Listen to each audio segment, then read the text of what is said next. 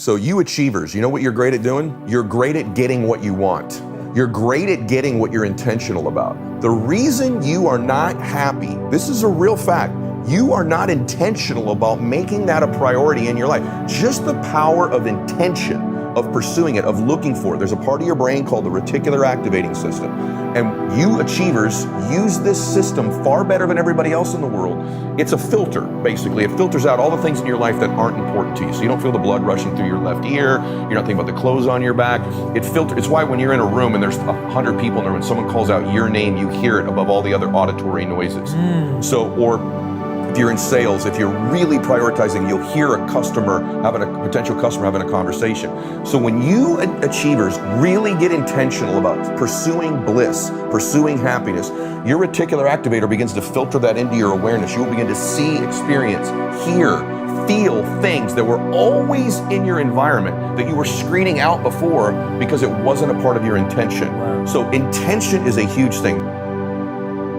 When I was younger, for you to get me to do something, you had to link it to significance and recognition. If you do this, people will clap. If you do this, it'll get you money.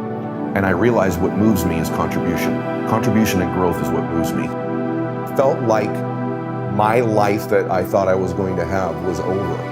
And I know a lot of people feel like they go through a divorce, or they're going through a bankruptcy or something, like you think it's over. What it took for me was to find my actual home, my actual passions in my life. And I thought what I wanted was to be rich and famous and successful and all of those things, but a great, a convergence of experiences happened that put me in a position where I was humbled, but I got a chance to serve other people. Change for me was finding a path where I served others, like literally took my unique gifts, which I have a couple. Every human being's born, in my opinion, with a couple unique blessings and gifts. I had a few. Ironically, they weren't being used on a baseball field. And frankly, you know what? You and I have talked about this off camera. You know what I think? I think that was not my dream. I think that was a dream I sort of picked up somewhere from mom and dad or TV or somewhere else that I went, that looks like it would be a dream. But it really wasn't something that was mine. It was more like modeling someone else's. Yeah. And so I don't know that ironically that it was my dream. It was something that kind of got given to me that I just sort of took and ran with, and I was decent at it, and I got close to having it, but failed. God, the universe, life was equipping and preparing me for that moment. If my dad's not an alcoholic, I don't learn to assess people. He's not at the AA meeting that refers me, and I can't connect with these boys when I get there. And so eventually in life, the dots all connect. If you stay vigilant, you stay after it. And in that moment, my life changed. Oftentimes when our dream starts to show up, we start saying that to ourselves. I'm not ready. I'm not prepared. I don't have this experience. They're going to figure out I don't even know what I'm doing. But the truth is, there were a lot of things in my life that equipped me for that moment, that made that moment mine. And the difference was, bro, is that, you know what? When you get obsessed, I really believe this. I've tried to practice it since that time, the last 30 years or so.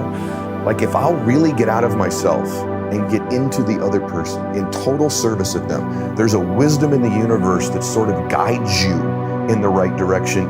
You drawing upon previous experiences that you didn't even know were preparing you for these moments. And I got pretty good at it.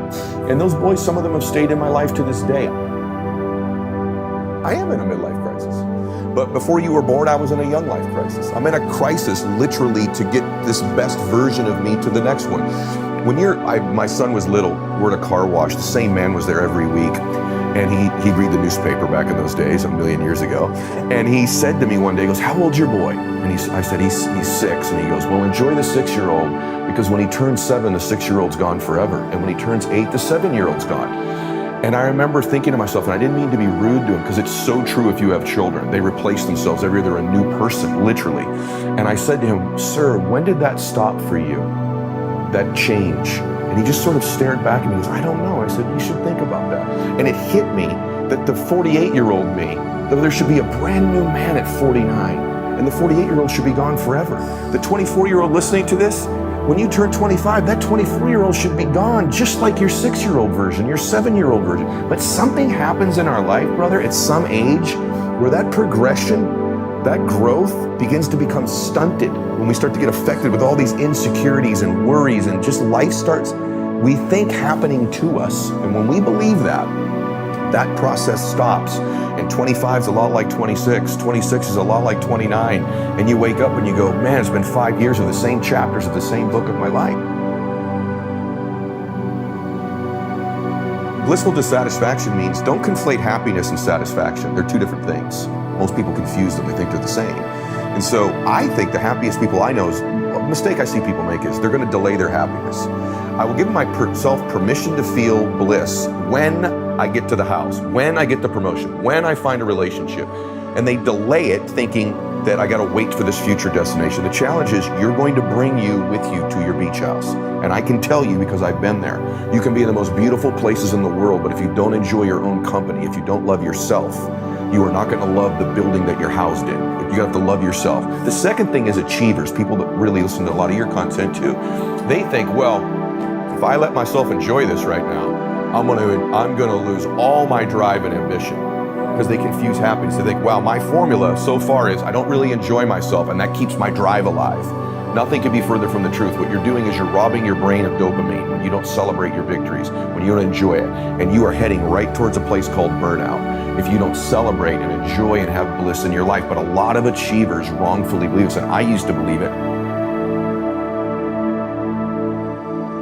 And it just struck me watching it that day. I said, shame on you. And what I was lacking, as you talked so beautifully about, was gratitude. I didn't have sincere, specific gratitude. I was grateful for being alive, grateful for the breeze, not grateful for the specific, beautiful things in my life.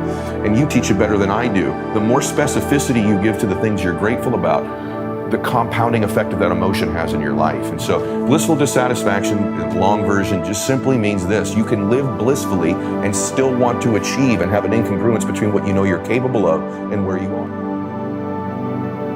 And I remember thinking to myself, that's a great metaphor for life. If you're gonna max out your life, it's one more. And so it's one more phone call, one more I love you to my children, one more reach out to one of my friends, one more rep in the gym. So I have this adage in my life where I just always do one more. And ironically, I've linked my self-confidence to keeping that one promise. Because I think self-confidence is the process of keeping promises you make to yourself. And that's a promise I can control, right? I can make one more text to a friend at night. I can tell my wife one more time I love her before we go to sleep. I can walk in one more time and do my prayers and meditation with my daughter. And that one more in my life has sort of become part of my identity. And I have this weird thing in my mind that I think that if I'm willing to do things most people aren't willing to do, perhaps I can produce results that are uncommon for most people. I started as a practice to help myself be present. Because being present is a difficult thing in today's age. I think you'd agree. For many people, it's projected. Children are great at being present, but dreaming about the future still. And adults, we're not so good at that.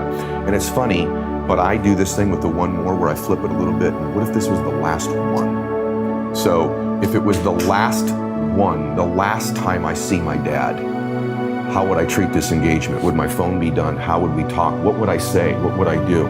What if it was my last wave I get to surf out there in the ocean? What if it's my last workout? What if it's my last meeting? Last time I saw my wife? Last time I talked to my friend? Last round of golf? Last whatever? Because when something becomes scarce, we give it value. And we become deluded in our life into thinking that somehow these are going to last forever. I'll always have one more. That's a perverted way of looking at one more. What if it's the last one?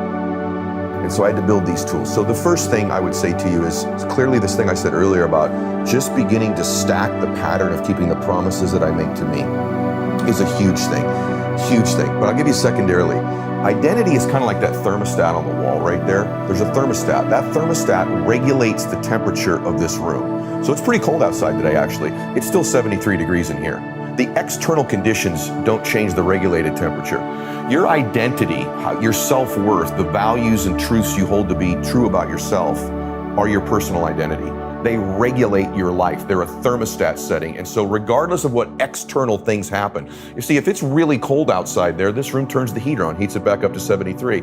If it's super hot outside, it will cool it back down to 73 degrees. It's not the external conditions. It's the internal thermostat that governs your life. It will govern everything. That's why often in your life, you'll get life going. Maybe you've got really fit for a while or you've made a bunch of money and then all of a sudden you wake up 6 months later and you're back at that weight again you don't want and you're financially back where you were. You've turned the air conditioner back down to get life comfortable where you believe you deserve it. I believe in the power of other human beings. So I'm a spiritual person, I'm a praying man, and I believe God uses other people to alter our thermostat. So I became, meticulous, crazy. I've told you 3 times today, intentionally, I want to spend more time with you. The reason is I believe you helped me with my thermostat in certain areas. So what I did, my recipe was keeping the promises I made to myself and adding people close to my proximity who could alter those temperature settings in the area. So I have a lot of, forget wealth, I have a lot of really happy people I surround myself with because they through association raise me to 80 and 85 and 90 degrees of happiness. If you want to increase your faith, you all have seen this. If you're around incredibly faithful spiritual people, your internal thermostat changes. Same with money. You can't be around super fit people in your proximity and not eventually become more fit through proximity. So mine has been proximity of people that raise my temperature setting. Specificity is one of the rarest things I can get from people when I coach them. I don't know if you observe this too, but it's like, well, why do you want to do it? Well, I want to be happier. Well, why do you want to do it? Oh, I want to be rich. Really? Like, what specifically is the reason? What's your specific, emotional, compelling reason to do something? For example, I am relatively fit, and it's not because I'm super disciplined. I'm a lazy person naturally. I have massive reasons which has caused me to create disciplines around me. When I was 30, I had a heart attack. And most people don't know this. I've not talked a lot about this. And I went and saw a remarkable doctor. I could have seen a normal doctor. What do? They give you the prescription, take your statin, do whatever, and see ya. He got reasons. So what happens is you go do the scan, he does the scan, and you go to lunch. I'll never forget this. I literally ate a burrito at the lunch. That's how after it. And I come back from the scan, there's nobody in the lobby, and the doctor comes in and he goes, I'm looking for Edward Mylett. I'm like, I'm Ed Mylett. Yeah. He knew who I was. And he looks at the chart, and he looks back at me and goes, I can't believe those arteries are in that young of a body. And I went, oh my gosh, what's in the scan? He's loading me up with reasons. So he gets back, says, he puts my chart down and he goes, do you have children? I said, yes. He says, do you have a daughter? I said, I do. He said, how old is she? And I said, she's a baby. And he said, are you interested in walking her down the aisle on her wedding day? And I went, what did you just say? He said, I want to know if you want to be there and walk your daughter down the aisle on her wedding day. You don't talk to a dad about his daughter. You got my attention. I go, what the f is in that scan, man?